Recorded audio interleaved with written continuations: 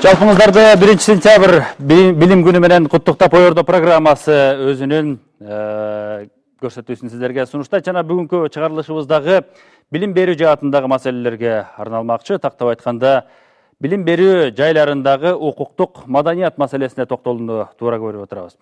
Себеп дегенде, укук деген маселени ар ким ар кандай түшүнүшү мүмкүн. Туура түшүнгөн күндө дагы ар кандай кабылдап, аны ар кандай колдонуп жүргөндүгүн жакшы билебиз. Анын айкын далили катарында биз көп учурда эфирлерден, маалымат каражаттарынын беттерине чыккан маалыматтарда көрүп жүргөндөй, мугалим менен окуучунун же болбосо жогорку жайларда дагы тараптардын пикир келишпестиктеринин көп экендигин билебиз. Мына ошол нерселердин баардыгы укуктук чекте, укуктук ченем менен чечилиши керек эле деген маселе күндөн күнгө курчуп баратат. Ошондуктан бүгүн дал ушул маселеге токтолууну туура көрүп отурабыз. Саламатсыздарбы? Биздин студиябыздын телефондору 65 42 33 65 42 34 аймактардан болсо 0312 коду аркылуу чыгасыздар жана суроо узатсаңыздар болот. Азыр биз сөздү баштар алдында кыскача сюжетти көрүп алсак, андан кийин талкуубузду улап кетебиз.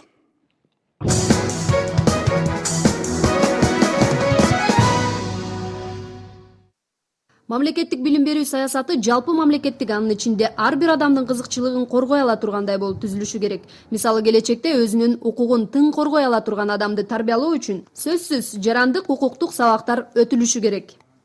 Укуктук маданият бул жалпы эле коомдогу маданияттын бир үзгүлтүксүз бир бөлүгү болуп саналат.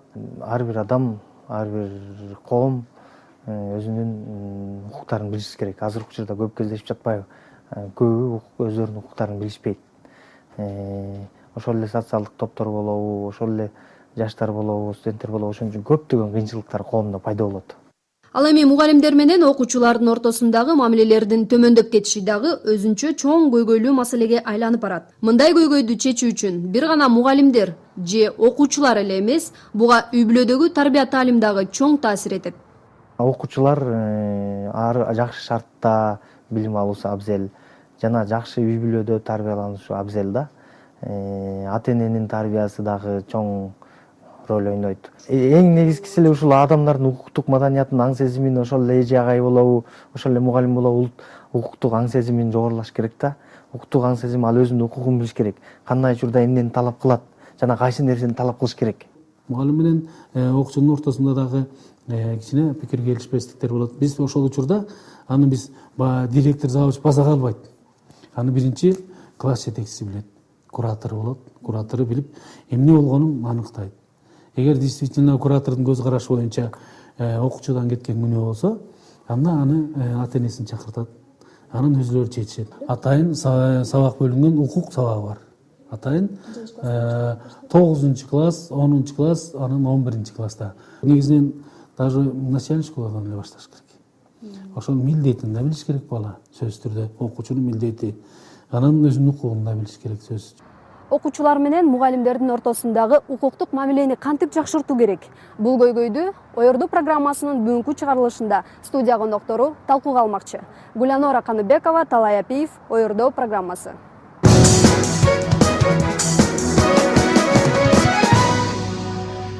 Айнура Жумалиевна, биз жалпы жарандык укуктардын арасынан, балдардын укуктарын коргой турган документтердин арасынан билим берүү жаатына тийиштүү болгон укуктук ченемдерди эмнеси менен айырмалап бөлүп карасак болот? Бүгүнкү тема боюнча, негизи сиз берген суроо боюнча, бул билим берүү окуу жайларына, мекемелерине тийиштүү, бул биринчиден кайсы мыйзам? Бул билим берүү жөнүндөгү мыйзам. Мында негизинен ошо окуп жаткандардын жана ошол педагогдордун укуктары жана милдеттери толук жазылган. Андан тышкары балдардын маселелери боюнча бул балдар жөнүндөгү кодекс, үй бүлө жөнүндөгү кодекс. Ошондой эле бул ар бир мисалы окуу жайларынын же мекемелеринин өздөрүнүн уставтары бар. Алар юридикалык жак катары Министерство юстиция тарабынан каттоодон өтөт дагы, ошол уставта кеңири кандай укуктар бар, кандай милдеттер бар, андан тышкары кандай тартипте окуу жүрүшү бардыгын камтый турган бул уставтар бар жана жоболор бар. Ошолордун негизинде жөнгө салынат. Кеңири эле каралганбы биздин? Кеңири каралган. Биздин Кыргыз Республикасынын жалпы мыйзамдары бул аябай терең, кеңири каралган. Мен муну толук айта алам. билим берип аткан тараптан дагы, алып аткан тараптан дагы. Эки тараптан тең. Марат ага, сиз ушул жагдайдан алып караганда бүгүнкү күндөгү мектептердеги өзгөчө жаштайынан калыптана турган балдардын билим алып аткан жайындагы ушул укуктук маданияттын калыптануу деңгээлин кандай деп баалайт элеңиз? Эми эң биринчиден айтып кетиш керек, мынакей ар бир мекеме өзүнүн устав мыйзамы менен иштейт. Мынакей дагы бир мыйзамды кошуп кетким келет. Жана мугалимдин статусу жөнүндө дагы биздин эң негизги мыйзамыбыз. Конституцияда жазылып турат. Ар бир кыргыздын жараны билим алууга укугу бар деп. Ошол жазылгандан кийин ушул мыйзамда балдар жөнүндө кодексте жазылуу. Бирок жана айткандай, ошол ата-эненин милдети дагы болуш керек да. Мыйзам, баягы маданияттын мыйзамы дегенде ата-эненики административдик кодексте жазылуу. Мында күчөтпөсөк, бүгүн ушул балдарга баягы кичинекей бөбөктөрүбүз мына айтып атабыз, 107 миңден ашык биринчи класска окуучуларыбыз барды. Ошонун ата-энеси мамиле кылыш керек. Биздин маалыматыбыз, статистикабыз бар бүгүн. Ошонун ичинен көп балдар ата-энеси мынакей миграцияда жүрөт, чоң ата, чоң эненин колунда калды. Бул жактан кимде болот жоопкерчилик? Жергиликтүү бийлик менен, мугалимдер, жана директор айтып атат, эң биринчи чара көрөбүз. Бул чара көргөндүн астынан эң баягы психолог, соцпедагогдорду киргиздик. Муну изилдеп чыгыш керекпиз. Албетте билимдүү жаштар болсо, бул билимдүү мамлекет болот. Ошондуктан ар бир мектептин өзүнүн уставы бар. Уставда жазылуу, бул мугалимдердин дагы ичинен чыккан таза мамиле болуш керек, балага катары кылгандай. Бала үйдөн жакшы сөз угуш керек. Балам, негизги сени мектептен окутуп атат, ошолордун сабагын ук деген. Эки тараптан бир жыйынтык чыгарып туруп, ошо жаңы келген наристе балабызды жакшы билим берип туруп өстүрүп алыш керек. Депутат катары сиз кандай баалайт элеңиз? Бүгүн жалпы эле ушул укуктук түшүнүк, укуктук база, укуктук маданият бар деп айта алабызбы азыр? Негизинен бизе жанагы Адилет министрлигинен айтып кеткен айымга айтканына караганда, бирок биз дагы мыйзам жаатында караганда, бул балдардын укуктуу жаатындагы мыйзамдар жеткиликтүү чындыгында келгенде. Бизде мыйзамдар аябай көп. Төлкө болгону биз билим берүү комитети чогуу биргеликте билим берүү кодексин иштеп, мыйзамдардын баардыгын бириктирип, чоң кодекске айландырып жүргүзөлү дегенде биз муну акырына чейин чыга албай калдык, уже бүтүп калды, созуп. Ошондуктан кичине мүчүлүштөр бар. Ал эми балдардын укуктук жана милдеттери деген мезгилде биз ошо билим берүү мекемесине баргандан баштап балдардын укуктарын жана милдеттерин сөзсүз түрдө биринчи кезекте окутуп үйрөтүп алышыбыз керек. Мындай практиканы бизде башка мамлекеттерде да көп колдонулат. Айрыкча бизге кыргыз түрк лицейлеринде балдардын күзгүдөй кылып алдына коюп коюшат. Сен ушул мектепте эмнеге укуктуусуң, сен эмнеге милдеттүүсүң деп. Мындан сырткары дагы биздин мугалимдерибиздин деле ошо эмнеге укуктуу, эмнеге милдеттүү деген. Муну мыйзамдын негизинде бул мыйзамдардын көпчүлүгү бизде кээде мыйзамдарды өзү аткарылбай калат. Ал эми жоопкерчилик жаатында мына агай айтып кетти, чындыгында келгенде мугалимдер менен катар балдардын ошо тартибинде, балдардын коопсуздугуна ата-энелер дагы милдеттүү түрдө жооп бериш керек. А бизде бул жөнүндө только административдик кодексте гана 161 статьясында ошо балдардын ошо коопсуздугунда ата-энелердин жоопкерчилиги суралган. Бирок анда дагы жумшак суралып калган. Ошо сөзсүз ата-эненин кароосунда болуш керек, ата-эненин көзөмөлүндө болуш керек дегендей. Мен ойлоймун, эгерде бала бакчада жыгылса, же болбосо мектепте травма алса, ата-энелерибиз келип кадимгидей талап кылат. Ал эми үй шартында болсо, бул үйдө болуптур деп коебуз. Андай болбош керек. Үй шартында болсо да ата-эне жооп бериш керек. Баланын коопсуздугу үчүн бардыгыбыз тең жооп беришибиз керек. Ошондуктан мен айткым келет, бул жаатта дагы биз ошол балдардын коопсуздугу үчүн эсли мыйзам жетишсиздик болсо, мыйзамга өзгөртүү киргизишибиз керек. Мен айткым келет, бул жер негизинен ошо мыйзам элдин турмуш шартын оңойлотуу, жеңилдетүү үчүн түзүлөт. Иштөө үчүн шарттар түзүлөт. Ал ушул мыйзамды иштетип аткан, керектеп аткан ошол тарап өзүнүн мыйзамдык сунуштарын бергенде, мыйзамда бөлө тезирээк өтүп тезирээк болот. Маселен, бизде жогорку кеңеште 159 мыйзам каралып өтсө, өкмөт тарабынан 91 мыйзам гана сунушталган. Анын көпчүлүгү өтпөйт.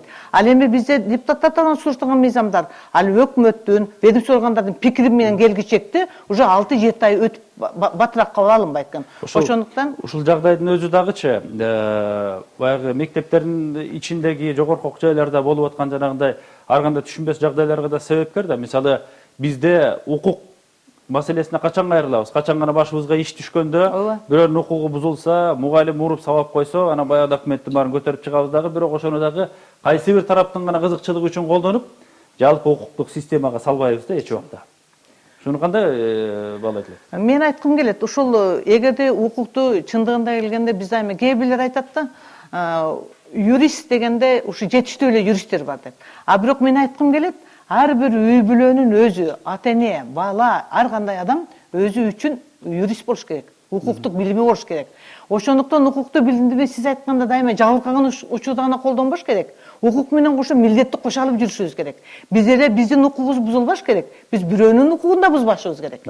Ошондуктан биз бул деген эки жакты жаатты бирдей алып барбасак, ошо биздин кабыл алган мыйзамдардын эч кимиси практика жүзүндө аткарылбайт. Баары бир мектепте болобу, жогорку окуу жайларда болобу, укуктук маселелердин так сакталышынын башында ошол окутуп аткан адамдар, үлгү болуп аткан адамдар турат да. Мынакей мектептин жетекчилери, Бишкек шаардык билим берүү башкармалыгынан өзүңүз келип отурасыз. Азыр бизге мектепке келип, кирип иштеп аткан баардык тармактар, багыттар боюнча билим берген мугалимдер ушул жаатта билим деңгээлин кандай деп баалоого болот? Барбы укуктук жактан? Мисалы, мугалим катары ал эмнеге укуктуу, ошол укукту кандай жерде кантип колдоно алса болот?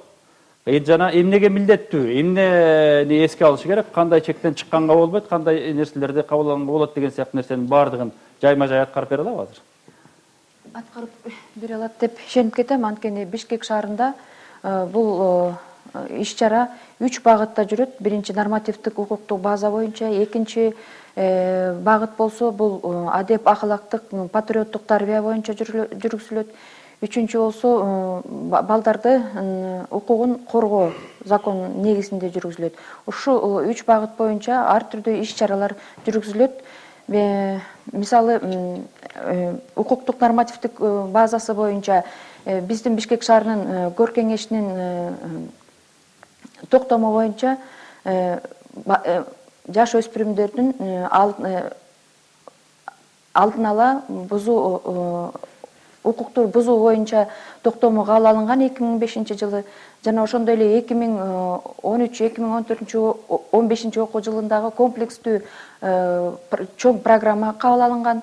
Ал эми экинчи багытта болсо адеп ахлак патриоттук тарбия боюнча бизде түрдүү семинарлар, тренингдер, тегерек стөлдөр, ошондой эле ички иштер министрлигинин инспекциясынын балдар менен иштөө боюнча иштер жүргүзүлөт. Мисалы, бизде быйыл октябрь айында ички иштер министрлиги менен бирдиктөө чоң иш-чара эр жигит деген конкурс өтүп кетти. Балдар абдан жакшынакай катышты. Ошол конкурста Жалаң укуктук маселелер боюнча. Укуктук маселелер боюнча.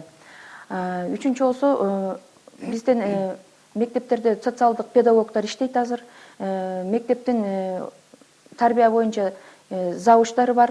Ошолор бирдиктөө МТУ менен бирдиктөө үй бүлөлөрдү аныктайт да, кайсы начар жашаган үй бүлөлөрдө балдар кандай тарбияланып аткан. Жок, антип кечиресиз, мен сизден суранат элем. Начар жашаган үй бүлөлөрдө эле баарын бир тараптуу карабай бербешибиз керек. Бизде азыр баардар болгон, колунда шумдук акчасы барлардын балдары деле баягы өздөрүнүн ата энеден көргөн нерсесин мектептен жасап, биздин үй бүлөбүз оокаттуу деп чиренип, ар кандай мамиле жасап отуруп мугалимдер менен конфликтке барган учурлар көп, туурабы? Ошондуктан биз бөлбөй эле жалпы балдар деп караганыбыз туурабы? Жалпы балдар мен ушул кошумча кылым болуп кетти да, ушул ар кимдин өзүнүн укугу дегенде.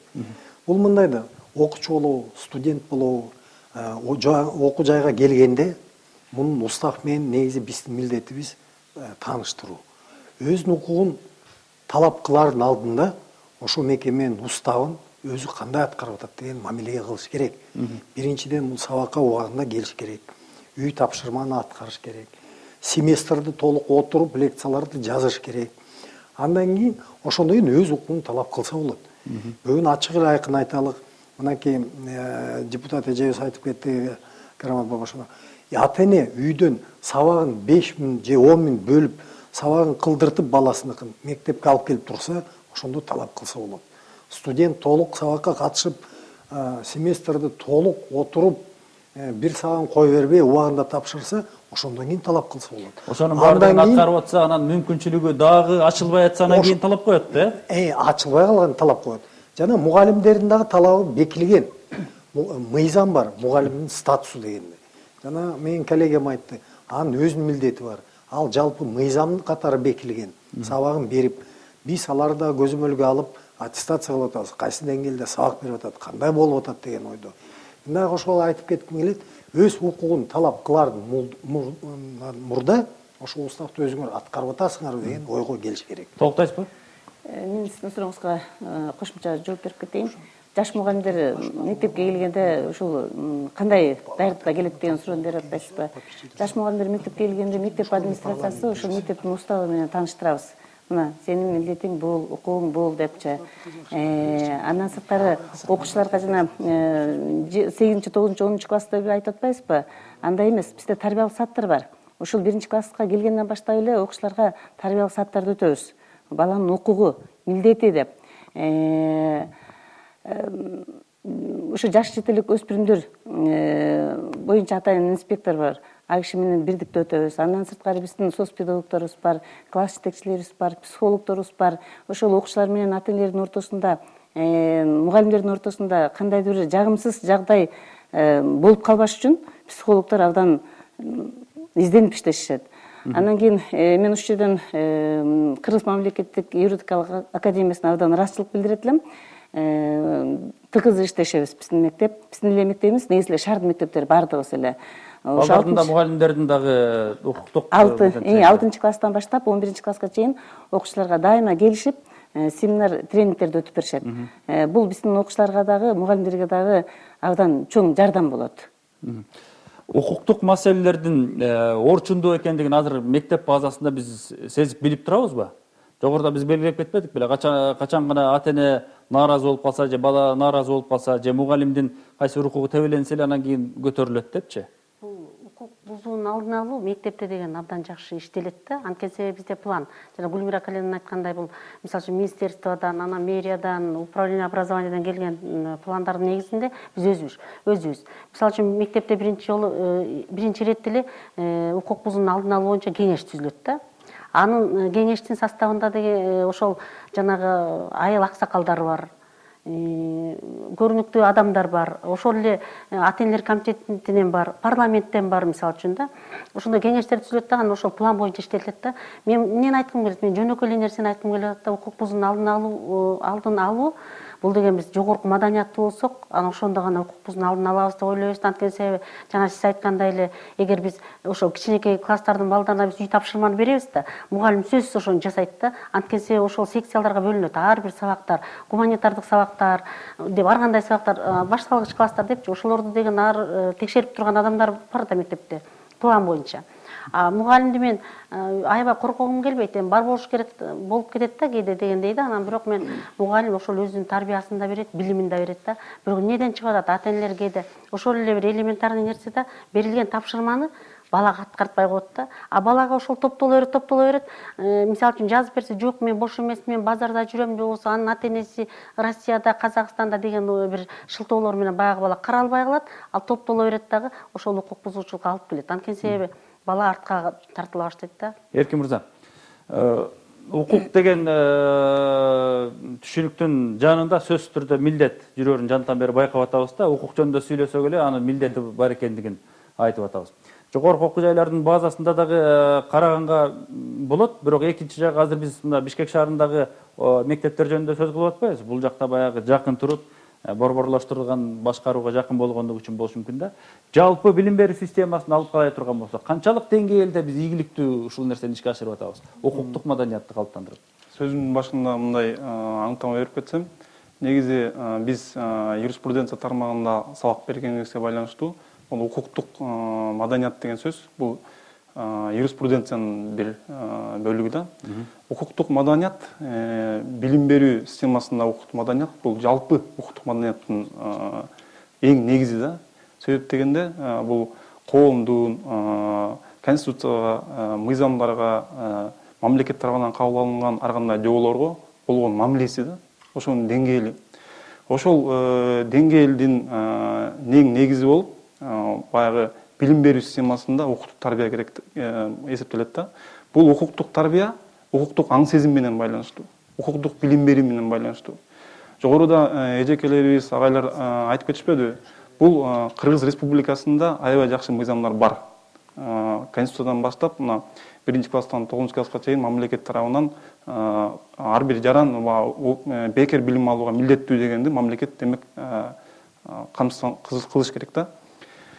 Анан ушуга байланыштуу эң негизги деп айтпадымбы, билим берүү тармагында укуктук маданият бул жеке эле мектептерде эмес, жогорку окуу жайларда дагы эжекелер айтып кеткендей, ар кандай сабактар аркылуу ишке ашып жатат да.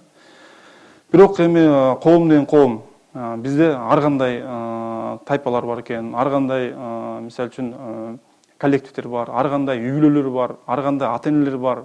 Анан эң негизги дагы бир укуктук маданияттын бир негизги элементи бул баалуулук да, орусча айтканда ценность. Бул баалуулуктар Советтер Союзунун мезгилинде башкача болгон.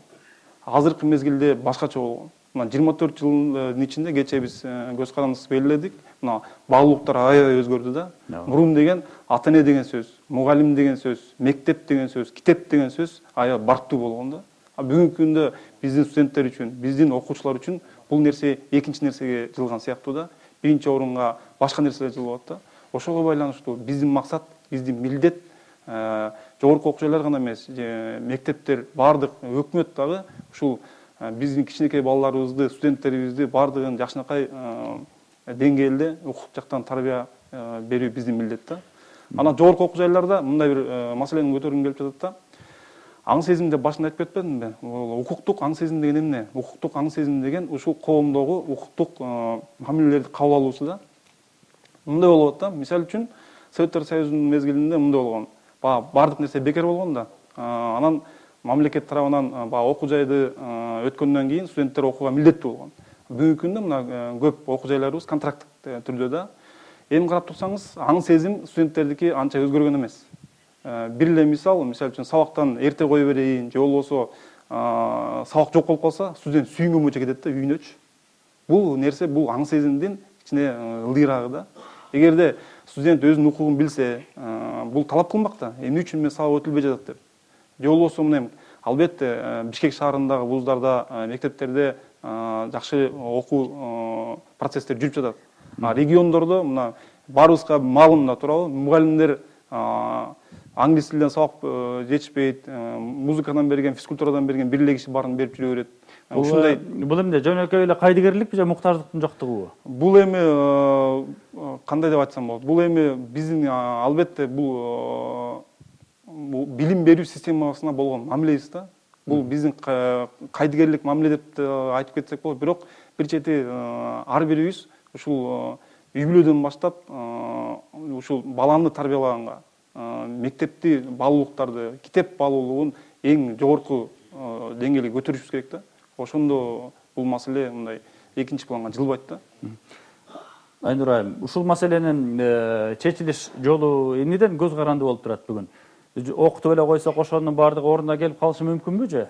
Мындай болуп атат да, коллегам айтып кетпедиби, укуктук маданият. Укуктук маданият негизи мен да кошумчалап кетким келет, бул укуктук идеология, укуктук норма, анан укуктук жүрүш-туруш, анан ошол жүрүш-турушту ишке ашыруу. Ошо 4 элементтен туруп атат да негизи укуктук маданият. Эми укуктук маданият дегенде эле биз баягы мектептерде негизи билебиз, баягы жогорку окуу жайлар, жогорку класстарда мисалы адам жана коом деген гана сабак берилет чындыгында. Биз деле ошол убакта окуганбыз. Бирок менин оюмча мындай болсо жакшы болот эле, бул бала бакчадан баштасак деп ойлогом да. Себеби баланын аң сезими эң кабыл алуусу ошо бала бакча. Кенедей нарселер кандай кабыл алат, кандай туура жүрүш керек, кайсы жаман, кайсы жакшы, терс көрүнүштөр кайсылар. баягы биздин кичирээк кездеги ата энелерибиз айткан жомоктордо мисалы жаман жакшыны иргеп билген сыяктуу бул балдарыбызды да ушул бала бакчадан баштасакпы деген ойлойм да. Андан экинчи баскычы ошол орто окуу жайлардагы жеке эле ошо 9-10 класстарга ошо жанагы адам жана коом деген сабагын бербестен бул ошол жанагы 1-класстан жогору эле ошол 11-класска чейин ошол укук сабагын ар бир класска бир белгилүү бир саат бөлүп берип ошонун негизинде өтсөк деген ойдо да. Себеби биз эмнеге биз Конституциянын 1-статьясында айтылган Кыргызстан бул укуктук мамлекет. А укуктук мамлекетти түзүш үчүн биз эмне кылышыбыз керек? Укуктук системаны түзүшүбүз керек. Ар бир бала, ар бир ошол коомдун социалдык топтор болобу, ар бир ошо биздин Кыргызстандын жарандары укук эмне экенин, укуктук ченем деген эмне экенин билиши керек. Себеби биздин элибиз бул байыркы эл, каада салты башынан эле тутуп келген эл, өзү баягы укук бузган адамдарды жазалап келген адамдар. Кечиресиз, бизге телефон чалуу бар экен. Алло, саламатсызбы? Алло, саламатсыңарбы? Өзүңүз тааныштырып сурооңузду бериңиз.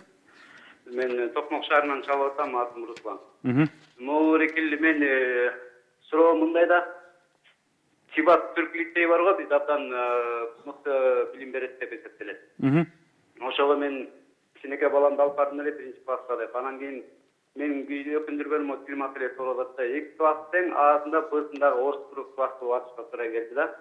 Себеби кыргыз класска балдардын саны жетпей калды деп туруп орус жагын ачып коюшту. Мен суранарым дегеним, ошол мектеп жамаатын мисалы бир классын кыргызча кыласың деп ачтырууга милдеттенdirсе болбойбу билим берүү министрлик тараптан? Рахмат.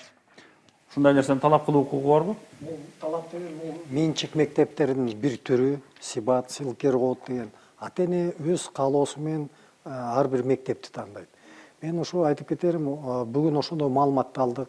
Чыңгыз Айтматов атындагы Сибат лицейинде кыргыз тилинде окутчу мектеп толбогондуктан булар ошо жапты деген. Эми мында карап чыгабыз. Толбосо да бул мыйзам бар, класс комплект деген бар билим берүү мыйзамында. Муну менен иш жүргүзөбүз. Мен толуктап кетким келет, муну дагы биз изилдеп туруп жооп беребиз. Жанакы суроо, бүгүн укуктук мамлекет дегенде, ошол укуктуу билим берүү мыйзамын ар бир инсан, ата эне, чоң эне өзүбүздөн башташ керекпиз. Бишкектиктер мынакей айткан жок, эң чоң мисалы проблема ошо Бишкектин мектептеринде да ички миграцияда. Бул укук каяктан башталып атат? Биринчиден мыйзамда микроучасток деген бар. Ага карабастан мен кайрылам, башка адистер кайрылып, ошону бузуп атпайбызбы ар бир мектепте? Бүгүн ар бир 1-класстар толуп кетти Бишкекте. 1-класста 50-дөн ашты. Мыйзамды бузуп алдыртып атабыз, ал деп миграция. Бул жактан бир жыйын чыгарыш керек да. Бишкекте мектеп салыш керек. Эми ошо 51-чи кылып отургузсак дагы мектепке окутуш керекпиз да. Конституцияда жазылуу. Ата энеси көчүп келди. Ош менен Бишкек шаарынын ушундай маселеси бар. Биякта маданият жана укуктук маданият деген дагы өзүбүздөн. Катуу айта албай атам, колунан келгендер микроучасток карабай эле киргизип атабыз. Ак Ордодо жашап 13-кө киргизип атабыз. Дордойдо жашап 26-га киргизип атабыз. Албай койгондо, мына ата эне айтат. Мына менин балам албай койду. Булар акчага талап кылып атат деп туруп. Мыйзамды карасак, ар бирөөнүн микроучасткасы бекилген. Ошон үчүн мен сунуш кылат. Өзүбүздөн баштайлык укуктук маданиятты. Өзүбүз бузбасак, бир жыйынтыкка келебиз. Бул укуктук маданият деген мектептин азыр берем кечиресиз. Мектептин базасында жөн эле мектепке алууда жетекчилик менен болгон катнаш, окуу процессинде мугалим менен баланын катнашы эмес, ошо балдардын арасындагы деле бири-бирине болгон мамиле да жогоруда биздин Эркин мырза белгилеп кетпедиби? Балдар бири-бирин кемсинтпей турган укуктук сыйлоо маданиятына дагы үйрөнө башташы керек да мектептен. Биз жөн эле мугалим менен балдарды кагылыштырып коюп, мугалим укугун билеби, билбейби, эмне үчүн тигини урду сокту эмес. Балдар бири-бирин. Бул дагы ушундай эле окуучу, мендей эле адам, мендей эле кыргызстандык, мунун да укуктары бар деген сыяктуу нерсенин баардыгын акыл эс деңгээлинде сиңиришибиз керек болуп атат да. Микрофон иштетип коюңузчу. Туруп аласызбы, камерага? Саламатсызбы. Мен юридикалык академиядан келген агайыбызга кошумчалагым келет.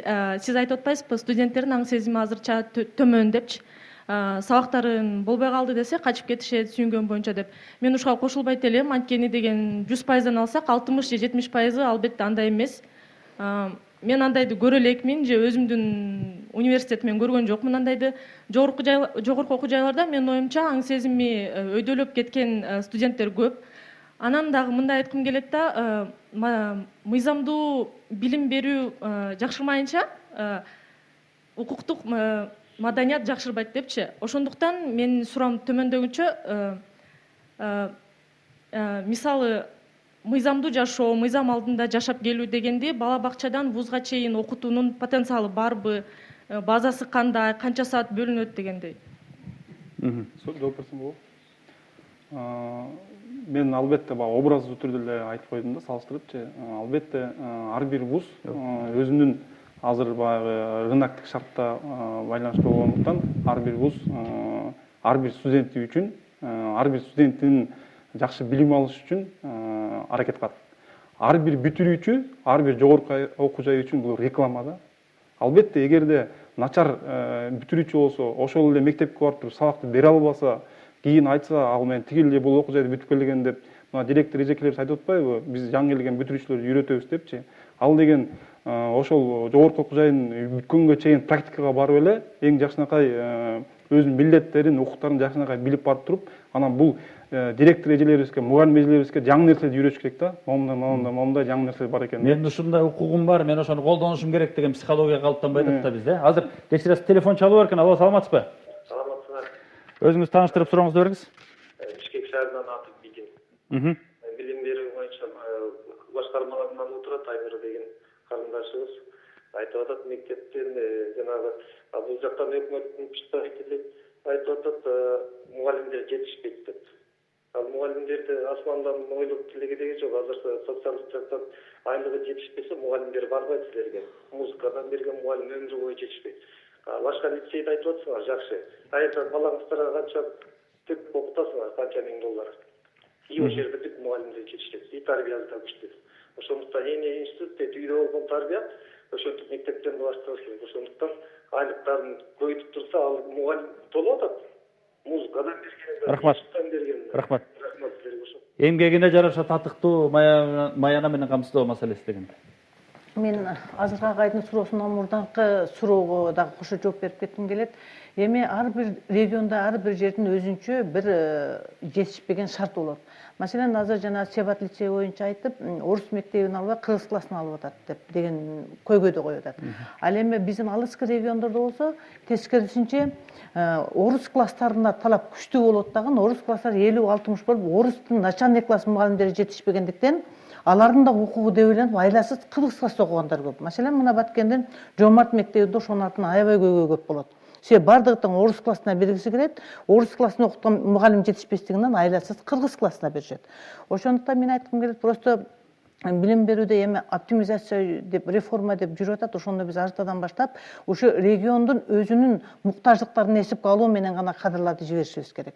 Ошону менен гана экинчи суроого келгим келет. Ушу мугалимдердин айлык маянасы деп. Мана бүгүнкү күндө чындыгында келгенде биз ошо окуткан мугалимдерге дагы шарт түзүп беришибиз керек. Айрыкча мына алыскы региондордо предметтик мугалимдер жетишпейт. Алыскы региондон постоянно парламентке кат келет. Бизди жанагы ОРТ жалпы тестте паровой балды кыскартып бергиле. Себеби биздин регионда математика сабагы, англис тил сабагы, орус тил сабагы негизги предметтер окулбайт деп. Ал эми талап ошол эле деңгээлде деп. Ошондуктан мен айткым келет, биз бул жаатта алардын да укугун колдоп жүрүшүбүз керек. Аларды биз камсыз кылып беришибиз керек. Ошондуктан мурда Союздун убагында бар болчу, алыскы баргандарда 15% надбавка деген алыскы шарты жок. Же болбосо үй менен камсыз кылып берди, же болбосо жер менен камсыз кылып берди деген. Ошондуктан биз мына мугалимдердин статусуна ушул азыркы созупта мугалимдердин статусуна мугалимдерди жер менен же үй менен камсыз кыла турган пункттар киргизилгенде биздин ушул учурдагы өкмөттөр тарабынан колдоого алынбай калган. А мен айтып кетким келет, бул кезде биз мугалимдердин статусуна боюнча мыйзамга өзгөртүү киргизип, ошо айрыкча акыркы мезгилдеги өкмөттүн ипотекалык комитет дегени мен аябай жакшы колдоо көрсөтүп атам. Себеби дегенде мугалимдер үстүңдө үйүң болбогондон кийин кайсы сабак өткөрүлөт. Ошондуктан мен айткым келет, шартты берсек, алар окутулат деп. Андан сырткары мына айым эжекенин да сөзүнө кошулгум келет. Балдар чындыгында келгенде балдар бакчасынан баштап, азыркы балдар өтө развитый, өнүккөн. Баштап укугун сурай баштайт. мына неберелерден сурасаң менин укугум кандай, менин эмнеге тиешим бар деп ошол мезгилден баштап ошол деңгээлге ылайыктуу укуктук тарбияны бере бериш керек.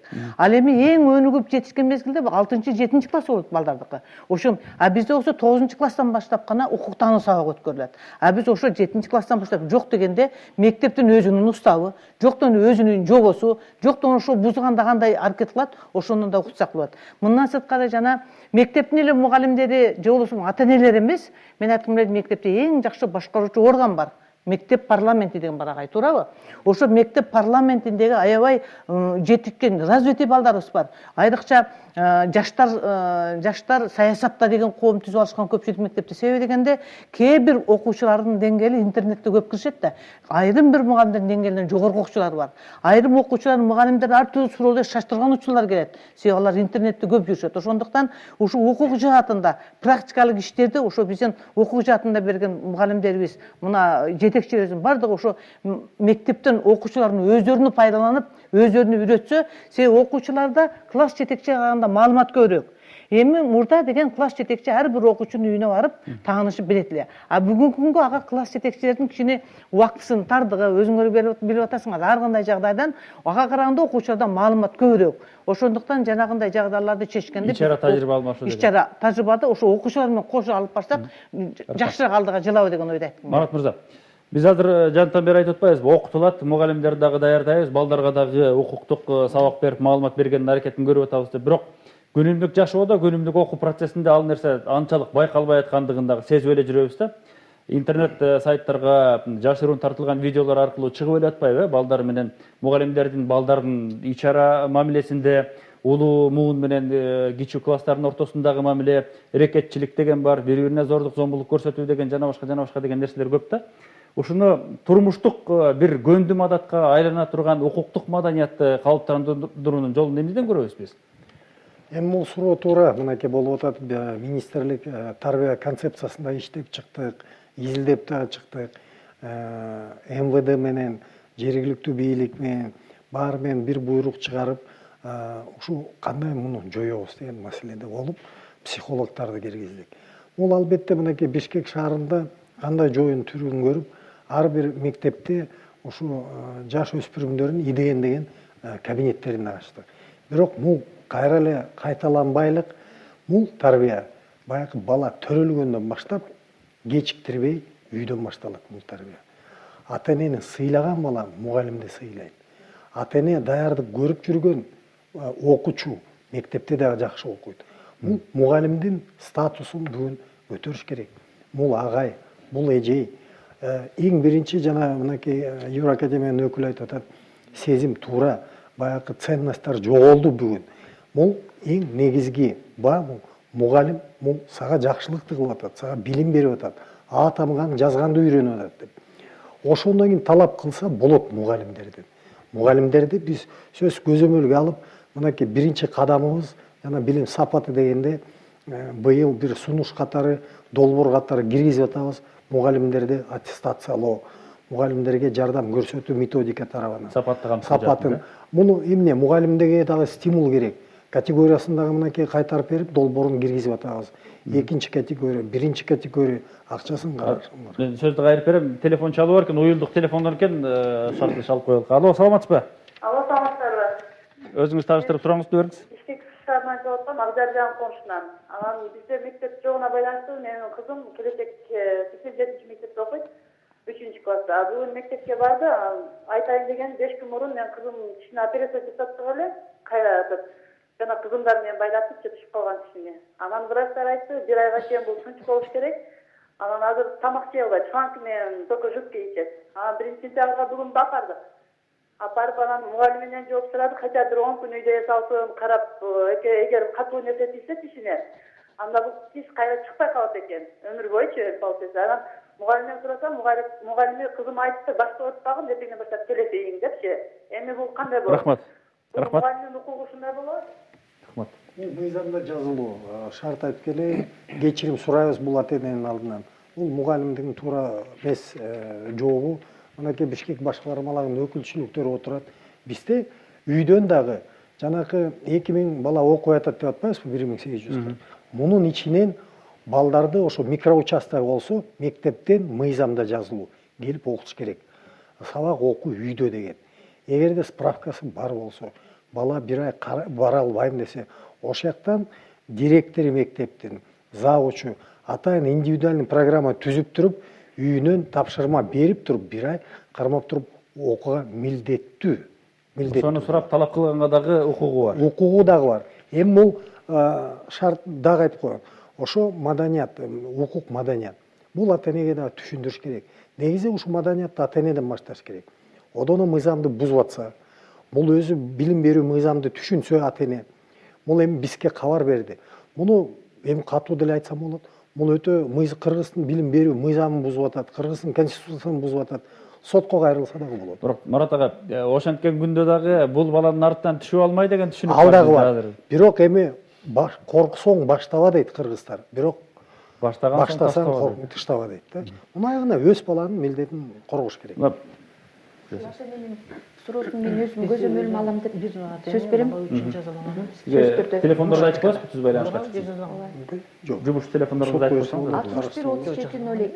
61 61 37 02 телефону аркылуу 61 37 01 ушул эки номерге кайрылсаңыз сиз Гүлмира Акматова айымга кабарлашасыз жана өзүңүздүн маселеңизди тактаганга мүмкүнчүлүк бар.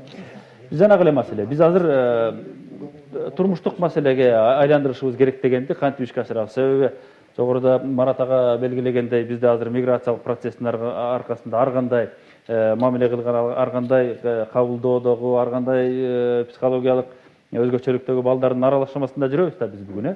Ошолордун баардыгын биз бир гана түшүнүккө, укук деген эмне экендигин билип, өзүнүн дагы эгоисттик баягы жеке менсинген гана түшүнүктө калып калбай, элдин, жалпы коомдун маселеси экенин укук.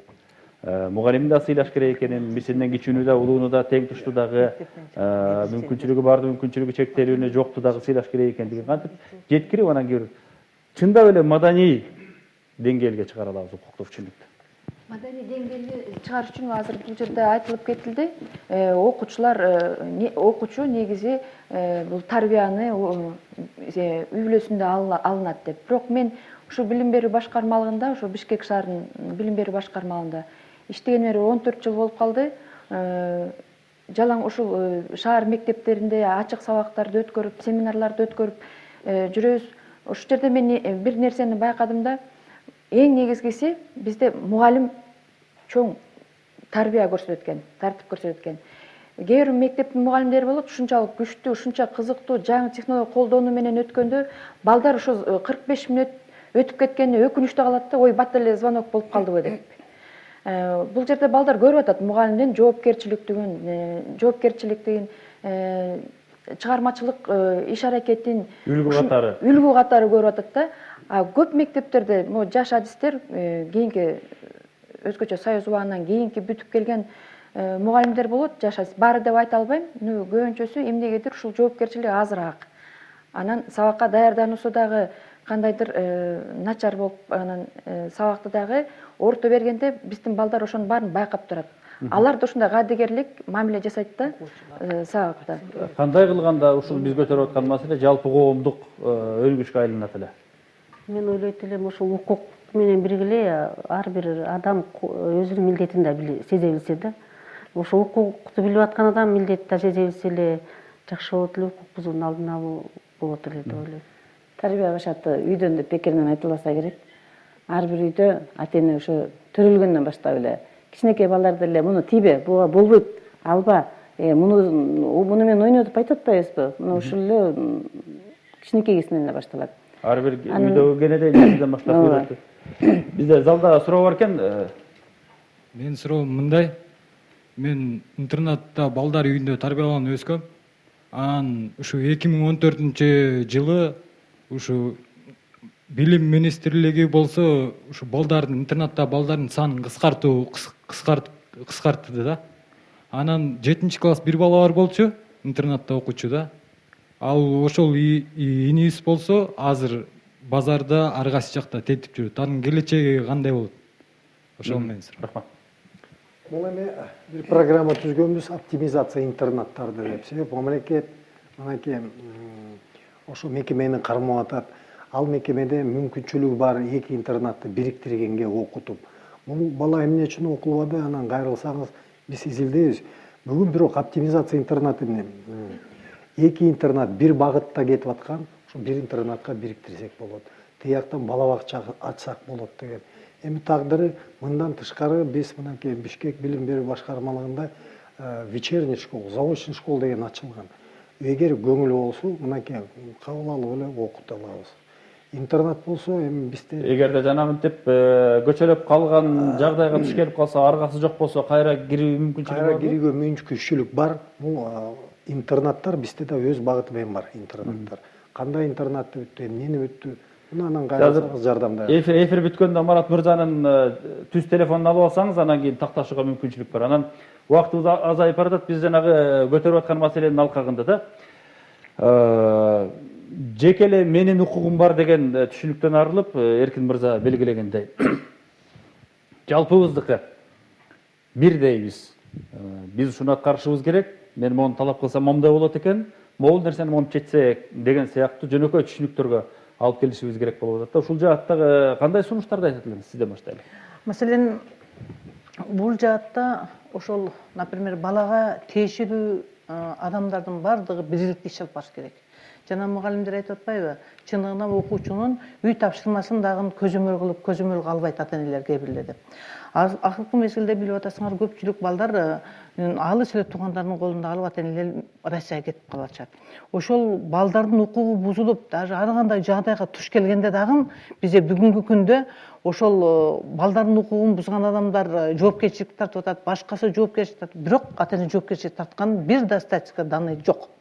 Себеби дегенде, маселен, ошол кыз мектептен чыгып кетти, тайтасы окутпай койду, же болбосо бир жактан зордукталды дегенде, бүт ошол тараптар орган уже жазаны алып атат, ал эми бирок ошол кызды таштап кеткен, көчөдө калтырып кеткен, мектептен чыгарып алган, башка жакка берген ата-эненин жоопкерчилиги суланган бүгүнкү күндө мен уга элек. Ата-эне жол көрсөтүүчү, үйрөтүүчү, камсыздоочу, коргоочу, айтор баардык системага аралаштырчу. Бүгүнкү күндө мына уга элек кайсы жерде кайсы ата-энени ошол жазаланды, ошол өзүнүн баласыга кайдыгер мамиле кылгандыгы үчүн. Рахмат.